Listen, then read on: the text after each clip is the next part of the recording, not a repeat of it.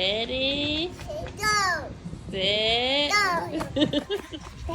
All right, welcome back to another episode of I'm New to This, the podcast. This is episode 4, where I'll be talking about my pregnancy story. Quick little weekly recap. Speech therapy this week. Anyone really feeling it. And I can probably blame myself because he was transitioning from like one room to the other one. And he saw me and he was like, oh, nope, ready to go. So I heard him like cutting up back there over that. But Kelsey is great. She got them together and, they got to finish out the visit and all that. So, I mean, all in all, he still had his visit. But, yeah, once he saw me, he was like, nah, it's time to go. I could hear him, like, at the door, like, nope, ready to go. But other than that, his speech is getting clearer. I think at one point this week I asked him like about like the green trees, and he said yes, green trees right there. So, and very clear, like I knew exactly what he was saying. Sometimes I feel like Kelsey understands him more than I do, but he said that, I was like, okay, I get you, I see you. So that's great. For some reason this week I'm realizing that he doesn't want to like sit still and eat, and I'm going to try to figure out what that's about, because even if we put like his TV show on in the living room and put him in his seat, he doesn't want to sit there. So it might be time for us to get him like a chair that doesn't have like a table on it. Like he's still in like the seat that the table latches on. That might be the issue, but I don't know. I'll try some new things. I might just try to get him like a little desk to sit at and eat. But other than that, that's it. He's still addicted to Little Einsteins. We'll be in the car and he'll just start humming some of the songs. Won't watch nothing else. I try to get him to watch like other cartoons. We tried Miss Rachel again on Blippi some more, and he's like, he'll watch it for a little bit and then he'll be like, nope, Rocket. So that's this week's recap. Not much there. We didn't do too much this week. Just been kind of chilling and moving day to day. So let's get into this pregnancy story. So I went back and I took some notes. So if you see me looking over here again, you know my notes are over here. So I found out that I was pregnant early December. I took a test. Well, let me rewind. Nothing about this is like all of it's unconventional, I'll say. Like me and Darrell met and we weren't together very long before I got pregnant. But I think like for both of us, we were just in a space where it's like if we get to a certain age and it doesn't happen, like for me, I was thinking I was gonna have to go some other type of route, and for him, he was just gonna like give up. But now we have this wonderful son, so clearly it was in the cards for us to have a kid. So like when we met, you know, and stuff like that, it was just kind of like it is what it is. You know, we're both adults and all that awesomeness. The first time I thought I was pregnant was like in November, and I took a test and my cycle came on like right after, and I was super bummed. I can't even act like I wasn't like upset about it, because in the past when I thought I was pregnant, same thing would happen. Like I would be a day or so late, and then I go get a test, and back then I was buying like those $20 tests, and I would take the test, it would say no, and then literally right after that, my cycle would come on. Not like the next day, literally like right after that or later that night, my cycle would come on. And I was like, okay. So like I've been having baby fever since I was like 26, 27. I didn't get pregnant until I was 36, so that's like 10 years of like my body telling me to have a baby. And so I can't lie, I got a little discouraged. I was like, maybe it's not in the cards for me. Maybe I have to go some other route. I was like, maybe I'm just not meant to like birth a child or anything like that. I had actually like at one point gone to a fertility specialist because I wasn't sure. Like I just wanted to make sure like my egg count was good and all that kind of stuff. But they can only go so far when you're not in a relationship or whatever. Because once you test fine, then they need to test your partner. And I was like, well, it's just me. So I just wanted to make sure I'm good. So the second time, I like my cycle was late, and it was like a day or so late, and I was like, man, I'm not going to get no test. I was like, I'm gonna wait it out. I was like, I'm gonna wait like a week. I had text my homeboy and I told him, I was like, my cycle is late. And this time, like, it felt different. Like, if I'm being honest, it felt different. I remember, like, Thanksgiving, hanging out with my homegirl, and it was like, it wasn't even late, but I, like, could not keep my eyes open. And I don't know why, because I had slept. So I shouldn't have been tired. It's not like I got up early and was lacking sleep and stuff like that. I had slept. My cycle did not come on. I was, like, skeptical. And so, like, I texted my homeboy and told him, and he was like, go get a test. And I was like, nah. And I told him all that kind of stuff because he had already known those stories. But he was like, I was like, well, I'm going to wait. Like, I'm going to wait it out. I'm going to wait a week. And if it doesn't come on then, I'll go get a test. In the meantime, I had, like, talked to my homegirls, like, low key about it. Like, just being like, asking about, like, pregnancy tests and stuff because I didn't want to spend another $20 on a test. And I wasn't pregnant. Like, I was wasting money, basically. And also, I don't even think I had, like, that much to put into a pregnancy test. It was too much. So, my homegirl, she told me, she was like, go get the dollar pregnancy test from the dollar store or from Walmart. They're cheap. Get those. They work the same. They work just as fine. And that'll be it. I think it was like day 6 on my cycle being late, and I was like, okay, I can't wait. I can't wait no more. And so I stopped by Walmart on the way home. I got 3 of the little 89-cent, I think, pregnancy tests. The ones that are old school, it's just a stick, and they give you a dropper. You got to pee in a cup, drop. I think like 3 to 5 drops on there, and then you get your results. And so this was December 8th. I took the test. It changed like super fast. Like there was no like guessing. I've seen pregnancy tests where people are like, is that a positive or a negative? Or no, mine's changed and the lines were super bold. And I was like, okay. I was in shock. And then I was like, you know what? This test costs $1. Let me take another one. So I took another one. Same thing happened. Quick. I didn't even have to wait like whatever amount of minutes they told you to wait and all that kind of stuff. So I'm standing in the bathroom and I'm just like, damn, like, I'm pregnant for real. Like, clearly, I'm pregnant. Like, the thought crossed my mind to take another one. I was like, no, I'm not going to do another one. I'm just going to keep those. And so I took a picture of them. And then I was just, like, looking at it. And I'm just like, man, like, I went, like, usher on them. And I was like, I'm, like, having a baby by a guy I barely even know. But it's not like, it wasn't a plan, but it's not like we were like actively not trying to. I'll just say that. So, yeah, I took a picture of the pregnancy test, and I was like, well, I need to tell. Well, I need to tell Darrell, but I also need to tell people, but I didn't want to tell everybody at the same time, and everybody bombarded me. So I texted Darrell and I asked him if he was like sitting down. I think he either said yes or he was like, I'm about to go on break. But once he told me he was like on break or sitting down, I told him that I was pregnant and I sent him the picture of the test, and he said that he was just in shock. Like excited, but like in shock. And I was like, shit, so am I. Like I'm just standing, like all of this is happening. I'm still standing in the bathroom. Like I have not come out of the bathroom into my room or anything. I'm just in the bathroom texting him like, hey, this stuff actually worked this time. So told him, and then I think next I told my homegirl that I've been friends with for like years. At this point, we've been friends since '96, since I moved to North Carolina. And I told her, she said she went through a whole bunch of emotions, and she was excited. Then I told like each of my other homegirls. No, I think next I told my aunt, and then um, she sent her the picture of the pregnancy test, and she video chatted me and was like, what does that mean? And I'm like I already know she knew what it meant, because why would I be sending you a picture of a pregnancy test if it wasn't positive? And she was like, what does that mean? I haven't seen like a pregnancy test in like years. And I was like, ma'am, I'm pregnant. And she was just like excited. And so that was very heartwarming. Then I told my homegirls, they were all excited. And that was that. Like, I was just, like, in shock for the rest of the day. Like, I went ahead and made an appointment with my doctor to do, like, the real P test. Not like they do anything different, but also to get, like, confirmation of pregnancy for insurance and all that kind of stuff.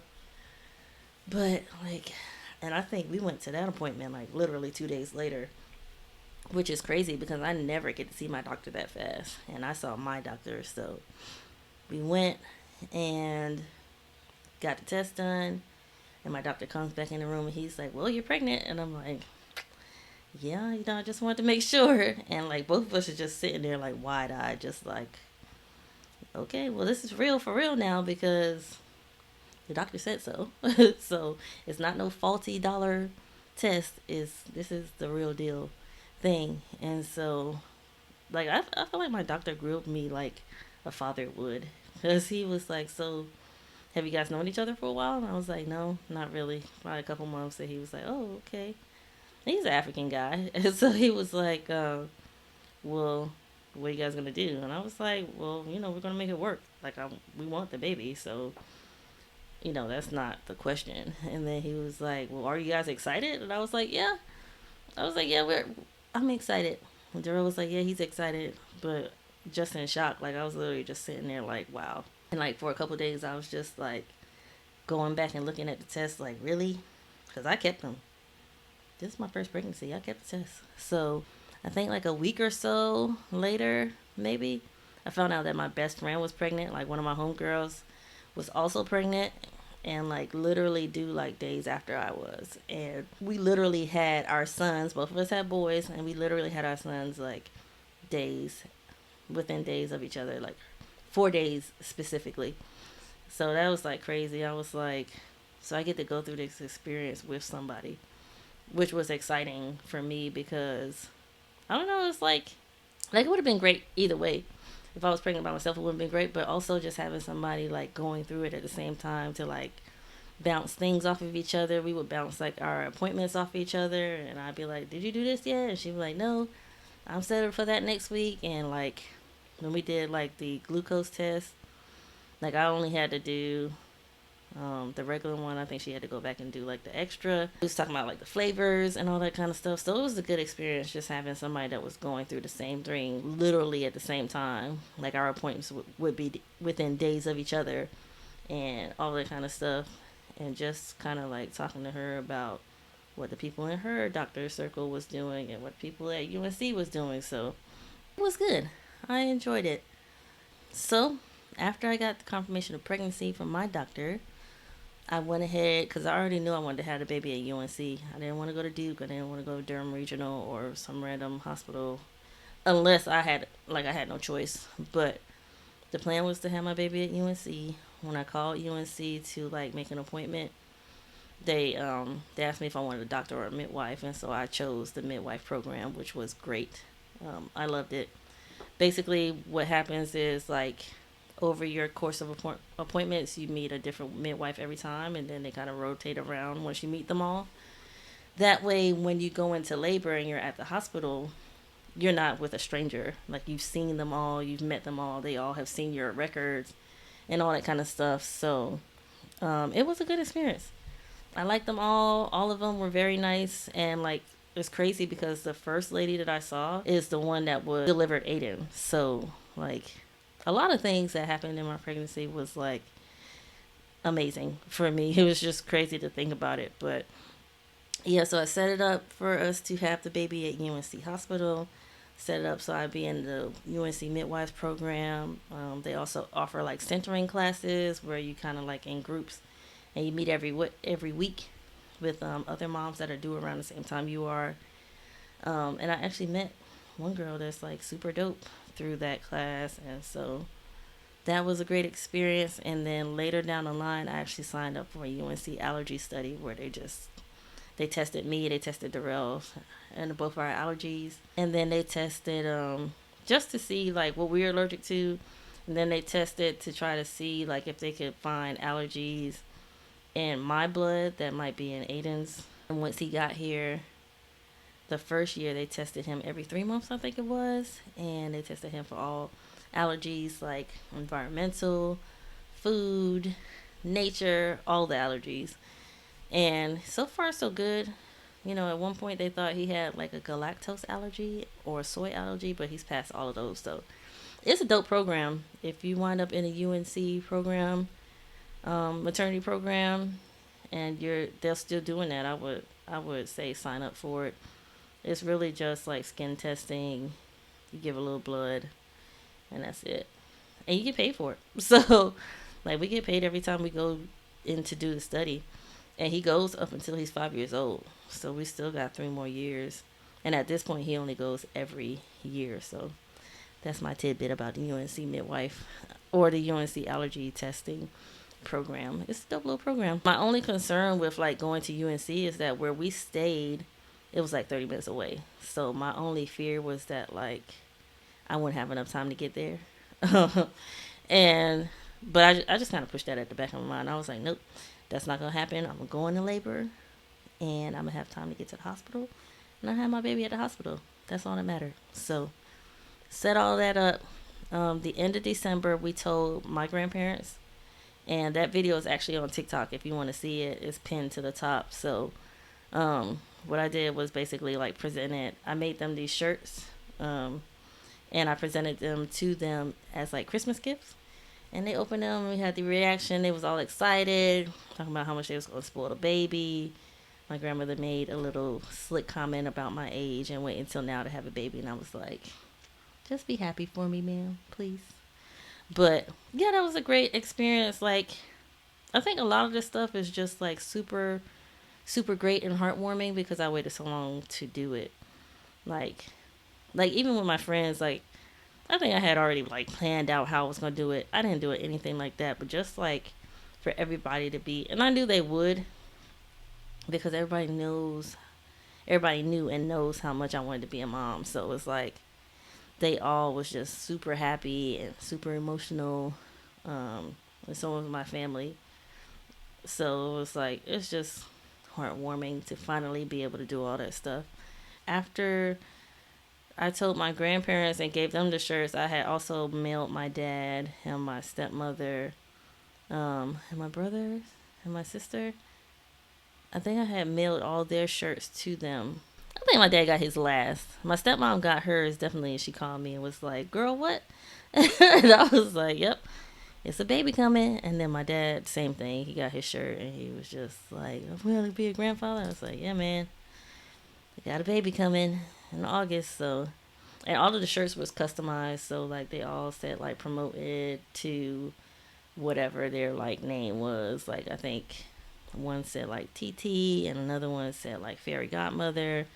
My grandparents there said great grandparents and stuff like that. So it was a good time. I think I did good with like the reveal of the pregnancy. But like I said, you can see that video on TikTok.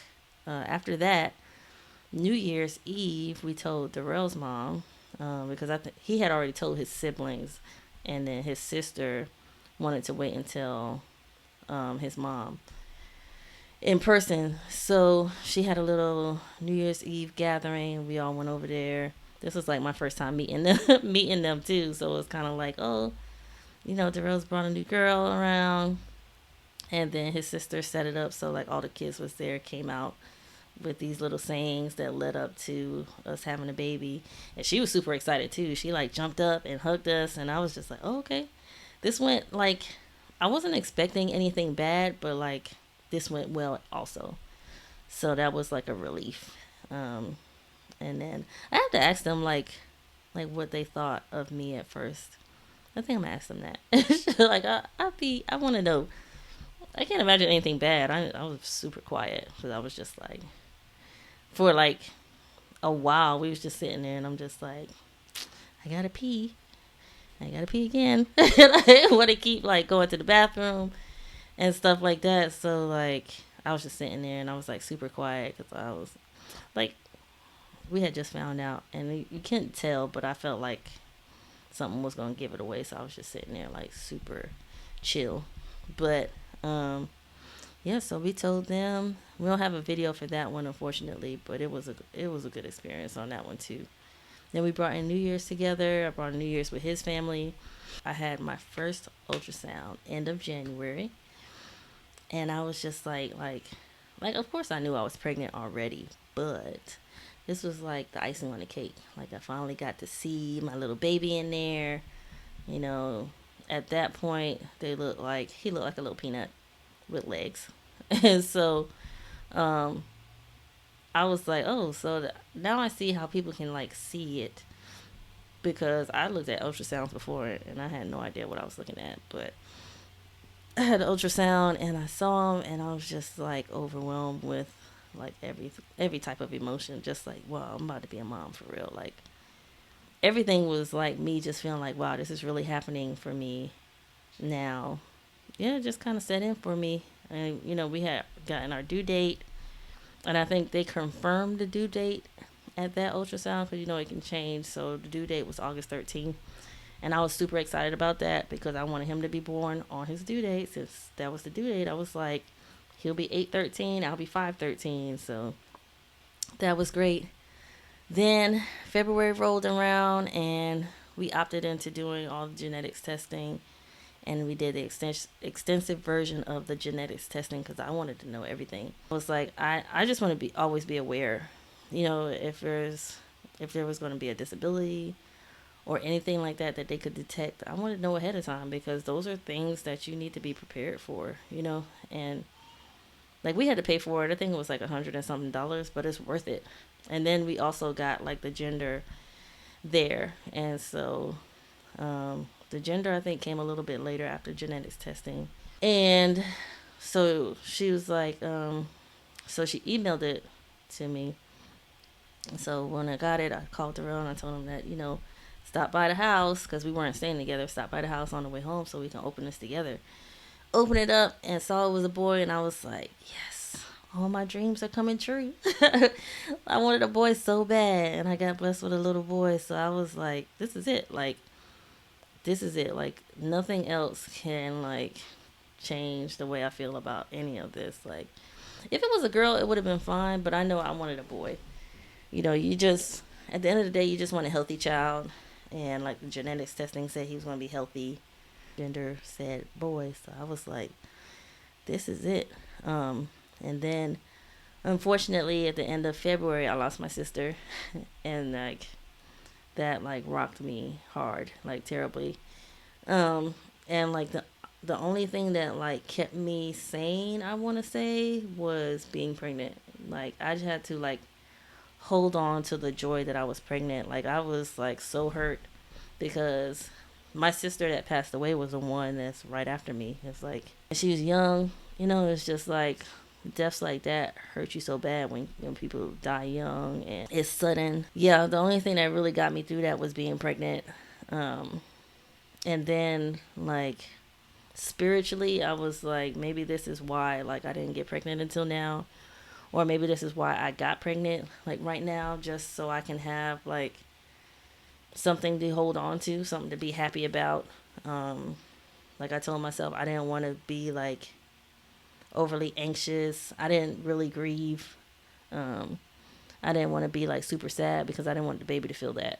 A lot of it in the beginning, until they can like talk, is like energy and feelings. So I didn't want to be I just didn't want him to feel a whole bunch of sadness and anxiety. Like at some point in time, I have to talk to him about her and explain, mommy had two sisters, one of them passed away, and mommy has two brothers. But, and I'll have to explain who she is and show him pictures and all that kind of stuff. But I just didn't want to like put all of that type of emotion and feeling, even though it was granted, like it happened, but I didn't want to put all of it on the womb. So I tried to like stay up, kind of. Like I was just like a zombie for a little bit, but like I tried to make sure that I like the pregnancy like kept me above water, basically. So I was always like nurturing him. Like even when I found out I was pregnant, I was always rubbing my stomach. Like I was just like, this is gonna be my thing, like rubbing on my son. And like he still loves that now. Like me, just like he'll just sit up under me and he'll move my hand so I can just rub on him. I would like play music for him. I got some of those little headphones that you put on your stomach. I would play music for him all the time. I would talk to him all the time, and stuff like that. But I just know, I remember when my sister passed, I was like, I'm sad, but I didn't want like to like fall into the sadness because I didn't want that stress on my womb. So that happened, and believe it or not, like that weekend that we buried my sister in March, my cousin passed away. So it was like there's like nothing could tell me that this pregnancy was not in this moment to like save me from these two devastating deaths in my family. So that was that.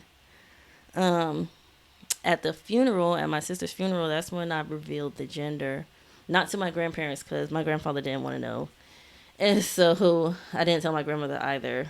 But that's when I revealed the gender and the name to my family. So I told them, um, Ayden was supposed to be Ayden Durrell because I wanted a junior, but Durrell didn't want one, and so it was supposed to be Ayden Durrell Haddock Sneed, and so once my sister passed, we changed it to Ayden Terrell, and I asked him if it was okay, to change it. So my sister's middle name was Terrell, and so was Ayden. So that was like, my thing for her. So yeah, I showed everybody at the funeral. I had one of those little plaques that you put like "It's a boy" or whatever on. So I put "It's a boy" and his name and his due date and all that stuff on there, and I showed it to everybody at the funeral because my stepmom and her sibling and his wife, they all came down for the funeral because my sister is here in North Carolina. So that was that. Moving on. After that, it wasn't much. We were getting ready to move. We decided to move in together, and that was in May. Before that, we went out of town for Darrell's birthday, and all I can really remember of that was just being in a lot of pain. Like I was having like some serious, like not cramping, but like just pain in my side. And at the time, I had no idea what it was, like none. I was just in pain, and I like tried to thug it out because it was his birthday and we had went out of town, and I was like, I don't want this to like get in the way. We went and we like walking didn't bother me, so we walked and we went to like a little zoo. We went bowling and little stuff like that, but I could not figure out what the problem was until I think a week later I went to go see my homegirl for her birthday because her birthday was the same day as my sister's, which is a few days, like a week or so after Darrell's. And so I went up there to chill with her, the one that's pregnant. And like I wound up getting a pizza on a late night because that was the only thing that was open. I went and got a pizza, scarfed down the pizza because that was one of my cravings, and woke up the next day and was in so much pain. And I was like, it was the pizza. And then I put two and two together and I was like, I'm lactose intolerant now. How do you get lactose intolerance from a pregnancy? I mean, I'm pretty sure I was probably lactose intolerant before, but not like that. Like, not like that. And so, like, after I realized that, I was like, what am I going to do? Because, like, all I want is pizza. Like, my cravings were pizza, hot dogs, and slushies. And slushies from Sonic. So, it was like, I had to adjust. So after I figured that out, which was a blessing because I had gone through that pain over and over again for a while, and it would take a while to go away. If you've ever had like severe gas, you know that it takes a while to go away. And I was like for a while I was like, well, maybe it's gas, but I didn't know why. And then I was like popping gas eggs, and then I was also taking, because I thought maybe I had to make a bowel movement. None of it was working, and once I figured that out, I was like, so after that, the pregnancy went smooth. It was fine. Like, that was like one of the main issues I had. After that, we had our first like little photo shoot with my homeboy Corey. He took pictures, just kind of like put it out there. Just like, it's a boy, pictures, mom to be, dad to be type pictures. And we went to the zoo. And I remember like the first part of the zoo we was walking, and it was fine. Like, I'm not like big because this is like April, and so I wasn't like huge or anything like that, but like, I was poking out a little bit, but that ain't had nothing to do with me being able to breathe. And so we went, and it was hot, And I had never been to the zoo before, so like the first side was fine. We got to the Africa side and all those hills and stuff, I almost died. Um, but other than that, we just had like another ultrasound that month. Like I said, we was getting ready to move in May, so and then my birthday is also in May, so we was getting ready to like juggle all that stuff because it's like last hurrahs before the baby comes. So we didn't do much, but and not much really happened. Like I didn't have morning sickness, I didn't have cramps, I didn't have insomnia. I wasn't like super uncomfortable. Um, like a lot of that stuff, I never got morning sickness. I think I threw up maybe twice my whole pregnancy. And then I didn't really get uncomfortable until I started getting bigger, and I guess that's like normal. Um, and then like Ayden getting bigger, and like you know, like all of that, foot in my ribs, elbow in my belly button, stuff like that. So that's when I started getting uncomfortable. But other than that, we moved in May. Um, right before we moved, I had like a little bleeding scare where I had been like spotting for a couple of days, and then like that last day, it was a little bit heavier. It was still spotting, but it was like redder. And so I called the nurse, and she was like, "Yeah, just come on in. Anytime you're bleeding, like come in as soon as possible." And at this point, I was still working, so I was like, "Well, I can't come like right now. I'm not cramping or anything."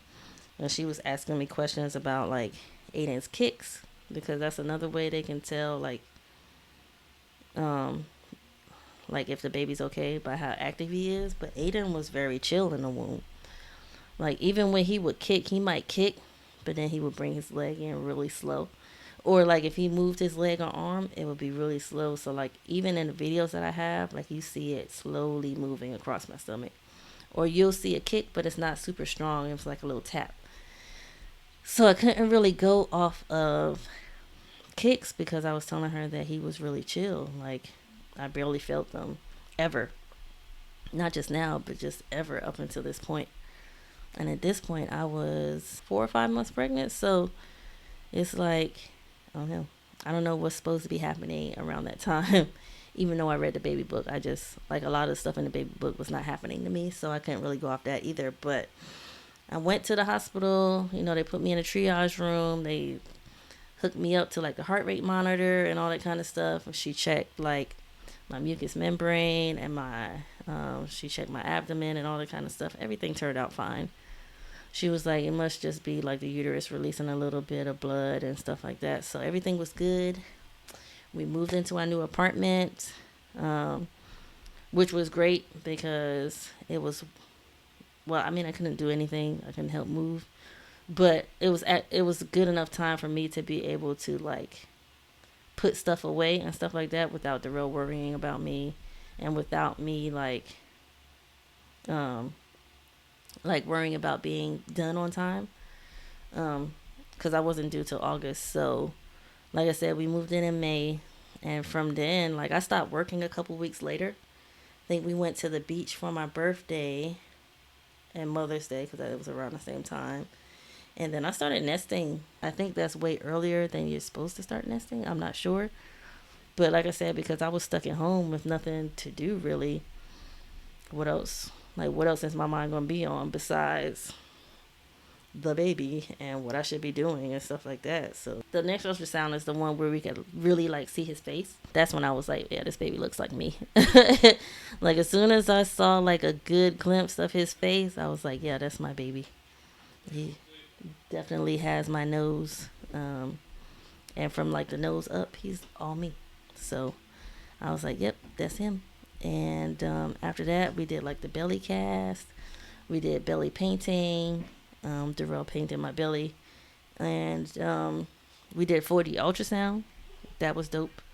When we first got there, Ayden was like all balled up. He had like his feet and legs up, like all the way up. So the lady had to like get him to unball himself. So she was like, move my stomach around, and at first he wouldn't stop move. He wouldn't unball, but then she used the wand to like bother him, and he got annoyed. So he moved around, but we got some really good pictures. I was nervous that he wasn't going to like cooperate, or she wasn't really going to be able to get his face because he was always face down in the womb. Like, I don't remember a time getting an ultrasound done where he was not like head down. So he was always ready to get out of there. He was just waiting for the time. But we got some really good pictures. We got really good video, really good heart rate audio. So that was a good experience. I'm glad it was a great experience because that stuff is not cheap. Same thing that month. We had my baby shower, which was amazing. My friends are like super talented. Like, it was like blue and orange, robot themed. One of my homegirls made like all the table pieces, like little robots. And my other homegirl, her wife made the cake and the cupcakes, and like the topper for the cake was like a little robot. And if I'm being honest, we just threw that topper away not too long ago. Like, it was in the freezer forever. But everything was like great. I was like very overwhelmed. I was just like blessed that I had people to be able to do these things for me and like go all out. And I'm not like a over the top type person, so like if you see the baby shower, like me saying go all out, that's go all out for me. Like, to me that was a lot, and I was just like grateful to have somebody or some people in my corner, like my village, to be able to like support me in that way, because it's a blessing. Like, we have been through a lot, or I have been through a lot, losing my sister. So it's just like little things like this was just like heartwarming. And like, I do remember like my whole pregnancy just kind of being very chill and calm about everything. And that's probably like the angels on my shoulders, like just keeping me real chill. Because I was never I was never like super nervous about going into labor. I was never like super nervous about being pregnant. Never like overly scared or anxious about anything. I was just real like, this is gonna happen. It's my time.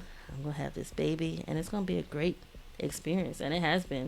It was at that point where I think it was June where we started actually doing the allergy testing.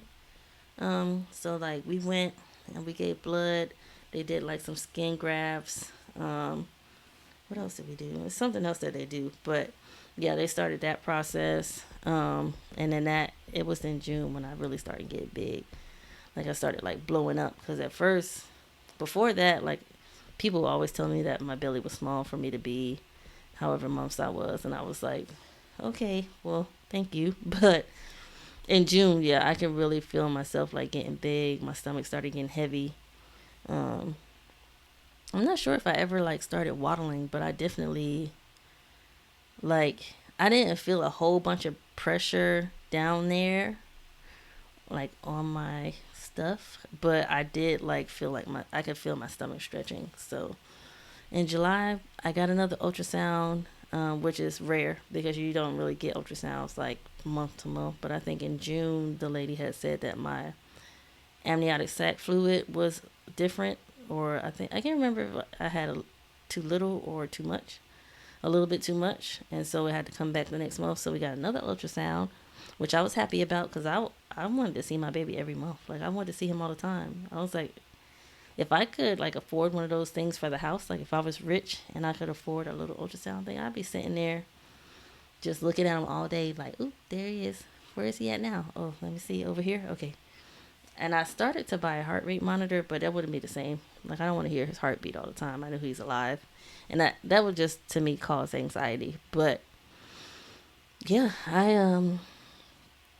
we had the ultrasound done again, and everything was fine for that. We went to the beach for the 4th of July as like our baby moon.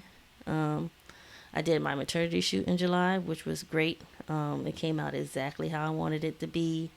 A girl that I went to college with did those photos, and like I said, it just came out like my vision for the shoot is exactly basically what I wanted to be, and we got a lot of pictures out of that too. Um, and I waited so late to do it because I wanted to be big. So yeah, it was great. But that was it. July, like I said, luckily we moved in May, and I had time to get stuff together after the baby shower. Like, nesting really kicked in, and so I got all that stuff cleaned and washed, and toys was like put away in like the toy boxes, and we had all the stuff on the wall and all that kind of stuff. And so the baby room was done in July, and The bags were packed. We were ready because I was like, remember I said we had a 30-minute drive to the hospital, so I had to make sure that when it was time, if it was like something, like if something crazy happened, that we just grab some bags and go. So we was all packed and ready to go. The baby bag was packed super early because what else did I have to do? So yeah. So then August rolled around and it was baby time. So I told y'all that, I wanted the baby to be born on his due date, 8/13. I went into labor at 4:30 in the morning on 8/12.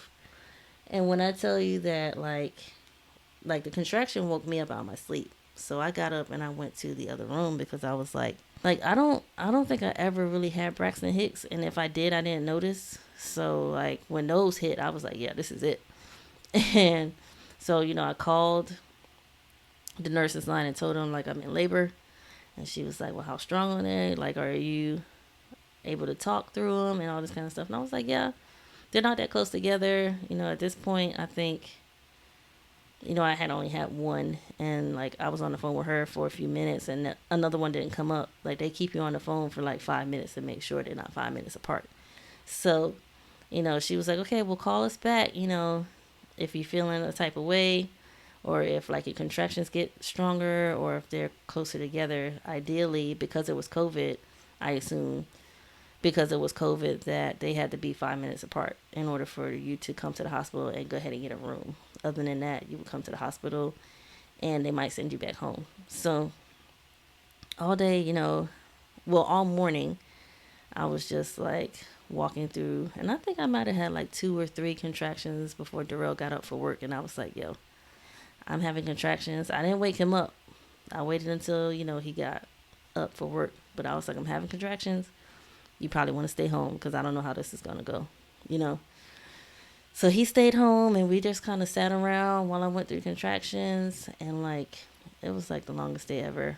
Like I just remember being at home and them getting like stronger and stronger, not unbearable, but stronger. And I would like shake my legs through them. I would like pat my stomach. I would walk a little bit. I took a shower. And so like after a while, like I started calling because they would be like 5 minutes apart, but they would be like 5 minutes, 5 minutes, and then 22 minutes, and then 30 minutes. And I was like, what the hell? So by like 9 p.m., I called and I was like, y'all, I've been in labor all day. Like, I don't know what else to tell you. I was like, I don't know what else to tell you. I was like, they're coming like 5 minutes apart, but then the next one will be like 20 minutes or 30 minutes. They're not like consistently 5 minutes apart. And the nurse was finally like, well, if you want to come in, come on in.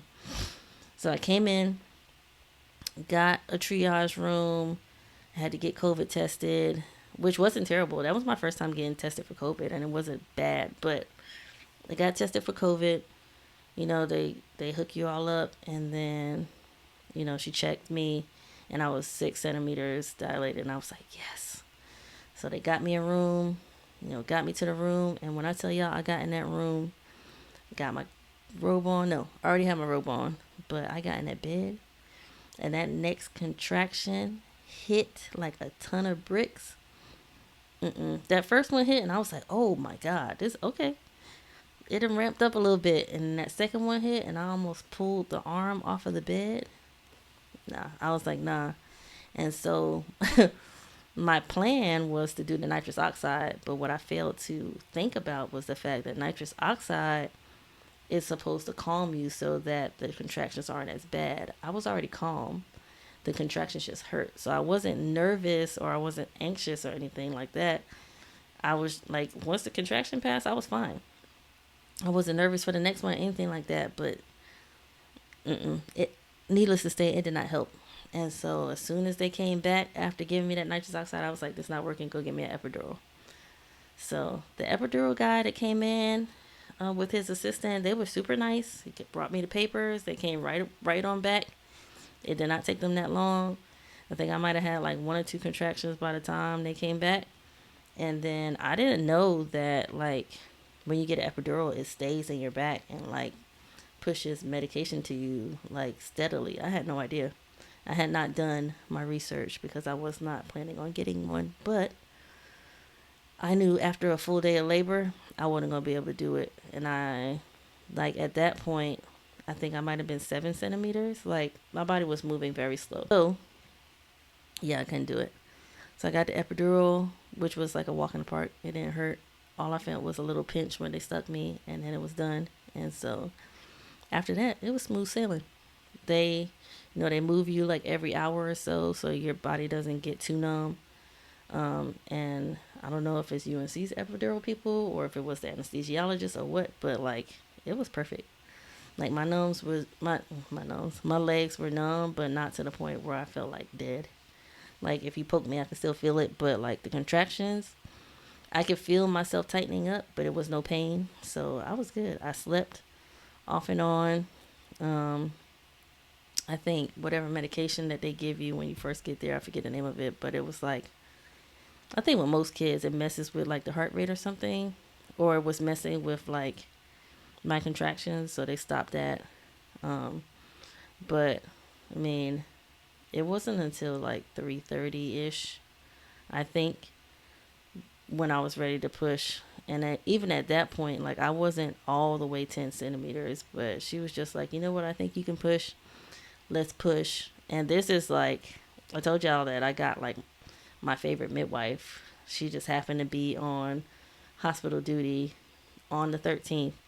And like, honestly, once like midnight hit and the 13th rolled in, I told Ayden, I was like, you can come on out, boo. Like, I was like, you come on out. And I didn't know that it was like me that was the problem. Like he was ready to come on out. So I wound up having him at 4:30 p.m., which means that I was in labor for 12, 24, 36 hours. So I had him at 4:30 p.m. Pushing was a breeze. It was exhausting, but also because I had been in labor for so long, your body's working to get ready to push a baby out, that it was just like I was just exhausted. I remember seeing him crown and being like, yo, this baby has a lot of hair. And I never had like, I literally thought like I never had heartburn, but like all I could see was like black. And I was like, that is all hair. And I could like see him like turning his head, like trying to get out too. So like, yeah. So I kept pushing. And like the nurses and stuff and the midwife, she was like, man, you're really good at this. And I'm like, she was like, for you to not have had a baby before and stuff like that, you're really good at like pushing and stuff. And I was like, okay, thank you.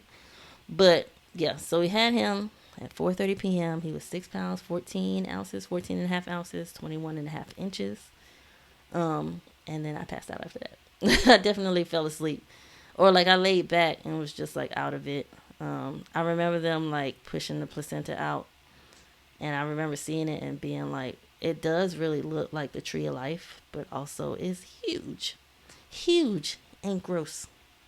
And I remember them laying him on me, for just a little bit because they said that he had pooped in the sack, and so he had like poop in his mouth and stuff, so they couldn't leave him because I wanted to do the cord blood, like leave him attached to it so he could get all the rest of the nutrients and stuff.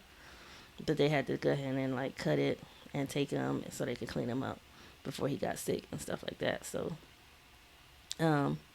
yeah, I don't remember him crying. I have pictures that showed that he did cry, but he didn't cry when he came out, is what Darrell says. He didn't cry like when he got pushed out. He didn't start crying until they started cleaning him up. And so yeah, he laid on me and I was just like, man, I just had a baby. Like I just pushed the baby out. I just went through like labor. It's like, wow. And then I remember them bringing him back to me, but I was so tired that I was still like in and out of it. They laid him on me. Darrell had a video that he could send me of like him just laying on me, eyes wide open, like just like awake. And I'm like, wow. Like he was up and ready to go. It's like finally got me out of here. But that's my pregnancy and labor and delivery story. It's just like that was my dude. Like from there it was just like that was it.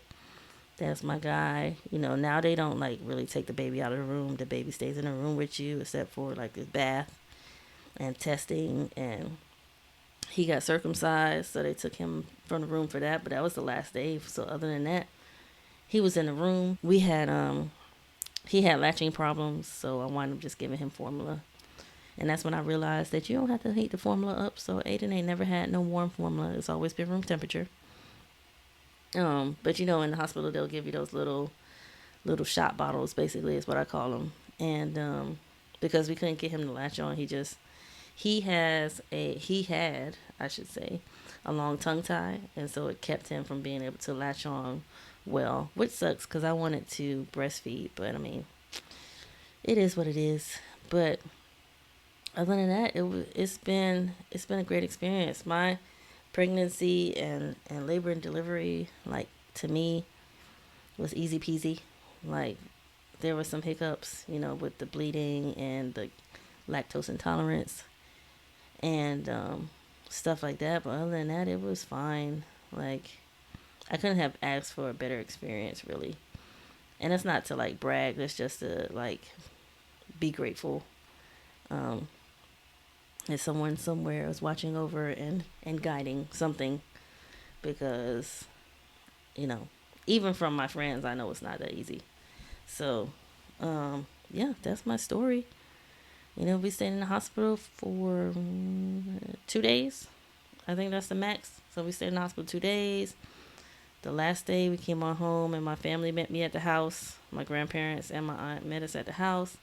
And that was a great experience because they were just like overjoyed, like all smiles and all warmness. And it was just a great vibe to have at the house after that. My dad came down a few days later to see the baby, held him and all that great stuff. So it was great. Like, I don't know how else to explain it. It was just great. Just a great experience.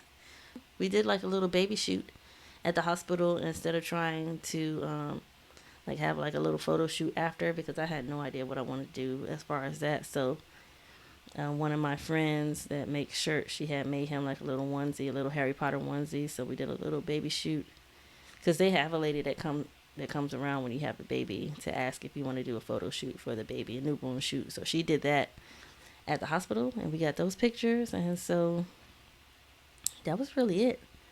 I'm like of course, I was super sore.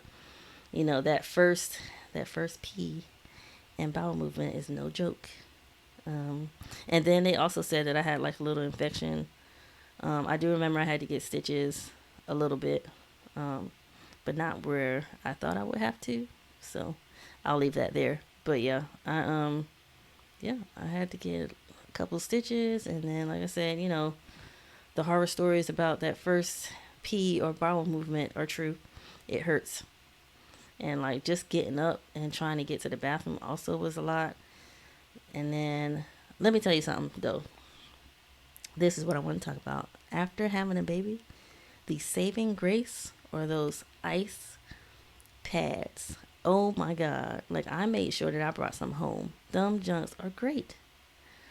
I had never heard of those things before. Like, I know they tell you, you take the bottle home so you can spray in there, especially because I had stitches, you can make sure you're getting all the blood, the excess blood and all that kind of stuff out.